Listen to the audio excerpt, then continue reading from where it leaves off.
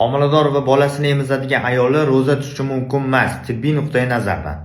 Homilador ayol ro'za tutadigan bo'lsa, tug'iladigan bolasini tug'ma nuqsonlari bilan tug'ilish foizi oshib ketadi. Ayniqsa och qolish homiladorlikning birinchi trimestr, ya'ni birinchi, ikkinchi, uchinchi oylarida juda xavflidir. Chunki homilaning organ va to'qimalar shakllanayotgan vaqtda suv, oqsil, vitaminlarning yetishmasligi aynan o'sha a'zoning yaxshi shakllanmasligiga olib keladi. Bu degani homilaning tug'ma nuqsonlari bilan tug'ilishi degani. Emizikli ona ro'za tutadigan bo'lsa, sut miqdori kamayadi, sifati pasayadi, sut tarkibida vitamin va oqsillarning miqdori kamayadi.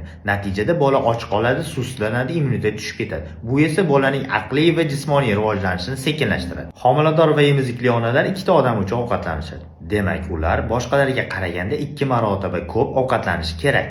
Ko'pchilik homiladorlar va bolasini emizadigan ayollarning gemoglobini 90 dan past bo'ladi. Bu esa ham ona, ham bolada kislorod yetishmovchilik, gipoksiyaga olib keladi.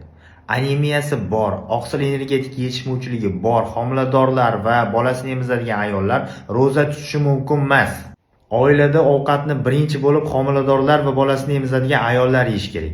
Ovqatning eng go'shtli joyini, eng shirin joyini ham homiladorlar va bolasini emizadigan ayollar yeyish kerak. Undan keyin yoshi kattalar, bolalar va erkaklar yesa bo'ladi.